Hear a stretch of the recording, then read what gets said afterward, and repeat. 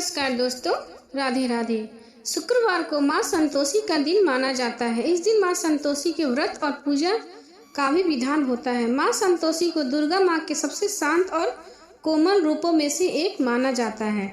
मान्यता है कि माता संतोषी का सच्चे मन से व्रत रखने और उनकी पूजा करने से सभी मनोकामनाएं पूरी होती हैं और व्यक्ति के सभी कष्ट दूर होते हैं। लेकिन शुक्रवार का व्रत करने से पहले इसके कुछ महत्वपूर्ण विधि होते हैं जिसका पालन किए बिना संतोषी माता का व्रत पूरा नहीं होता है। इन नियमों का पालन करना बेहद जरूरी होता है। संतोषी माता का व्रत का महत्व। पौराणिक कथा के अनुसार माँ संतोषी के पिता भगवान गणेश और माता रिद्धि सिद्धि हैं और धन ध्यान और रत्नों से भरा पूरा परिवार होने के कारण इन्हें देवी संतोषी कहा जाता है। शास्त्रों की माने तो शुक्रवार के दिन देवी लक्ष्मी के साथ ही माता संतोषी को भी समर्पित होता है, इसलिए इस दिन इनकी पूजा और व्रत को बेहद शुभ माना जाता है। संतोषी माता का व्रत 16 शुक्रवार तक करने से स्त्री पुरुष की सभी मनोकामनाएं पूरी होती हैं, परीक्षा में सफलता मिलती है, व्यवसाय में लाभ होता है और घर में सुख समृद्धि भी आती है। कुंवारी कन्या अगर संतोषी माता का व्रत करें तो माँ की कृपा से उन्हें सुयोग्य वर मिलता है। शुक्रवार को रखा जाने वाला माँ संतोषी का व्रत शुक्ल पक्ष के प्रथम शुक्रवार से शुरू किया जाता है। सुख सौभाग्य की प्राप्ति के लिए माता संतोषी के 16 शुक्रवार तक व्रत किए जाने का विधान है।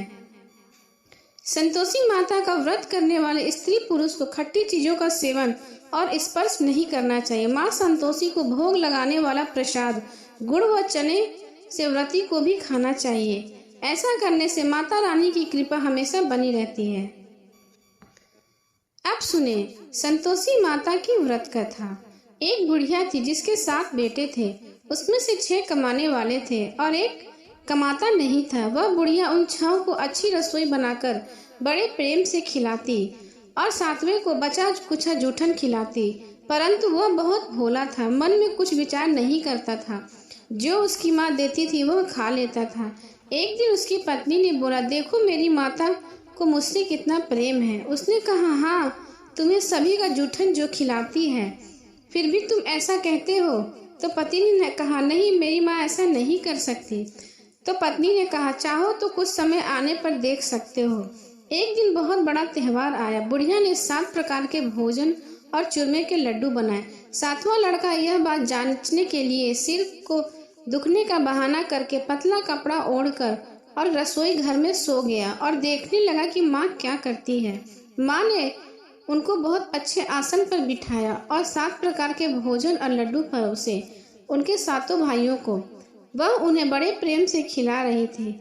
जब वे उठ के गए तो माँ ने उनकी थालियों के जूठन इकट्ठी की और उनमें से एक लड्डू बनाया और फिर 7वें लड़के से बोली, अरे बेटा आ रोटी खा ले। तो बेटे ने देख लिया और उसे बहुत दुख हुआ कि मेरी माँ मुझे अपने भाइयों का जूठन खिलाती है। वह बोला, मैं भोजन नहीं करूँगा माँ, मैं अब इस घर में तभी भोजन करूँगा जब मैं कुछ कमा कर लाऊंगा। मैं परदेश जा रहा हूँ। माँ ने कहा, अगर कल जाना है तो आज ही चला जा।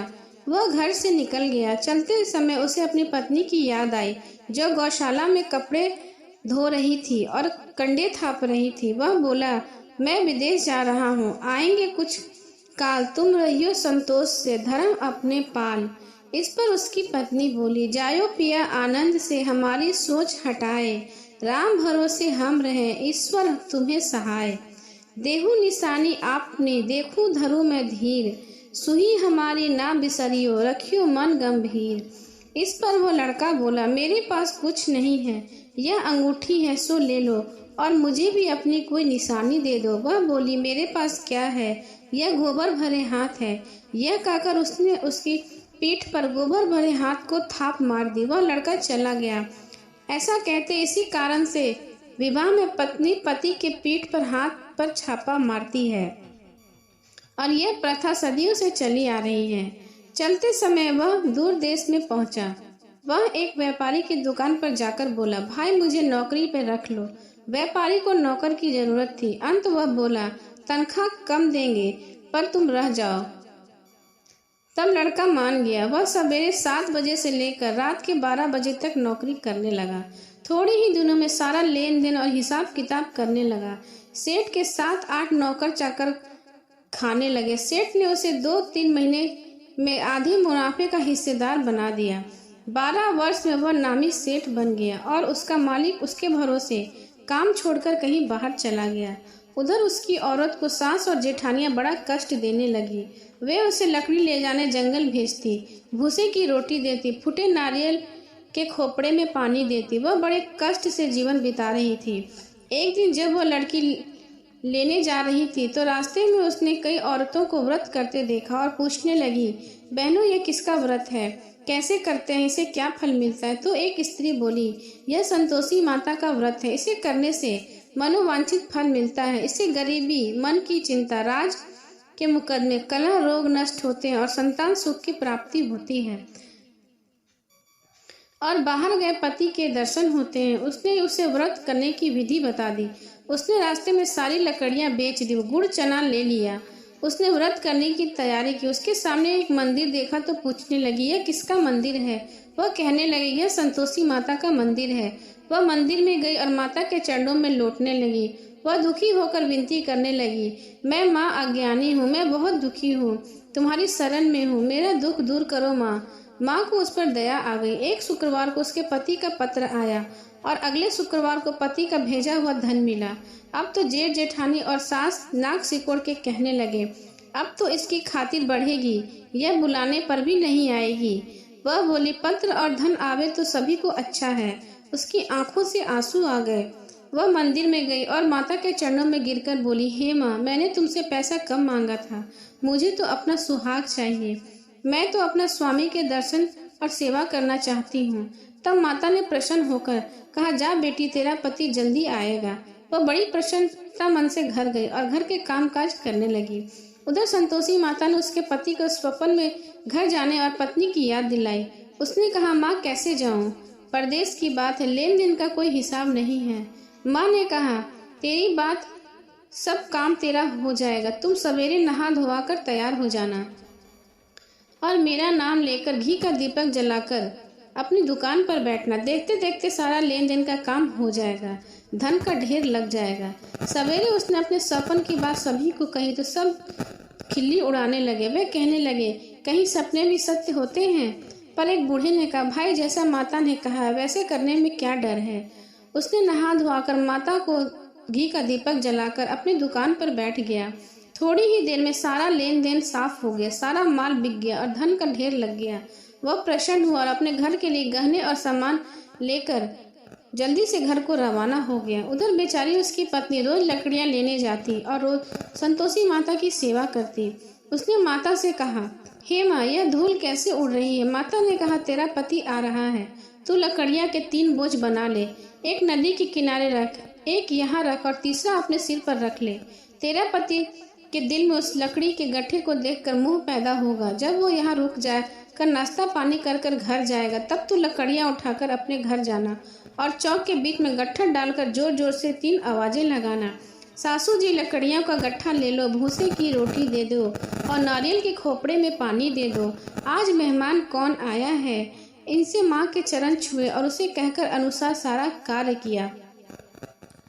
तब वो माँ के कहे अनुसार तीसरा गट्ठर लेकर घर गई और चौक डालकर कहने लगी, सासू जी लकड़ियों का गट्ठर ले लो, भूसे की रोटी दो, नारियल के खोपड़े में पानी दे दो, आज मेहमान कौन आया है?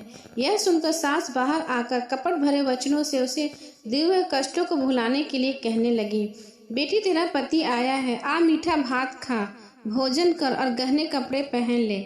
अपनी माँ के ऐसे वचन सुनकर उसका पति बाहर आया और अपनी पत्नी के हाथ में अंगूठी देखकर व्याकुल हो उठा। उसने पूछा, यह कौन है? माँ ने कहा, यह तेरी बहू है।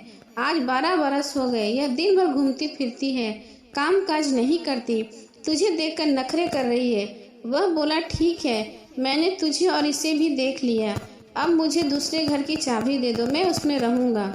माँ ने कहा, ठीक है, जैसी तेरी मर्जी, और उसने चाबियों का गुच्छा पटक दिया। उसने अपना सारा सामान तीसरे मंजिल के ऊपर कमरे में रख दिया। एक ही दिन में वह राजा के समान ठाट बाट से रहने लगा। इतने में अगला शुक्रवार आया। बहू ने अपने पति से कहा, मुझे संतोषी माता के व्रत का अध्यापन करना। वह बोला, बहुत अच्छी बात है, जल्दी ही कर लो। अध्यापन की तैयारी कर लेते हैं। उसने जेठ के लड़कों को जीवन के लिए कहा, उसने मान लिया। पीछे से जेठानिया ने अपने बच्चों को सिखा दिया कि तुम खटाई की मांग करना, जिससे उसके अध्यापन पूरा न होगा। लड़कों ने जिम कर खटाई मांगी। बहू ने कहा, भाई खटाई किसी को नहीं दी जाएगी, यह तो संतोषी माता का प्रसाद है। लड़के खड़े हो गए और बोलने लगे, मुझे पैसे दे दो, मुझे हमें खटाई खानी है। वह बोली कुछ न बोल सकी और बहुत वो भोली थी। उसने क्या किया, बच्चों को पैसे दे दिए और बच्चे इमली और खटाई मांगकर खाने लगे। इस पर संतोषी माता ने उस पर रोष किया। राजा के दूत उसके पति को पकड़ कर ले गए। वह बेचारी बड़ी दुखी और रोती हुई माता जी के मंदिर में गई और उनके चरणों में गिरकर कहने लगी, हे माता, यह क्या किया? हंसाकर अब तूने मुझे क्यों रुला दिया? माता बोली, पुत्री, मुझे दुख है कि तुमने अभिमान करके मेरा व्रत तोड़ा है और इतनी जल्दी सब बातों को भुला दिया।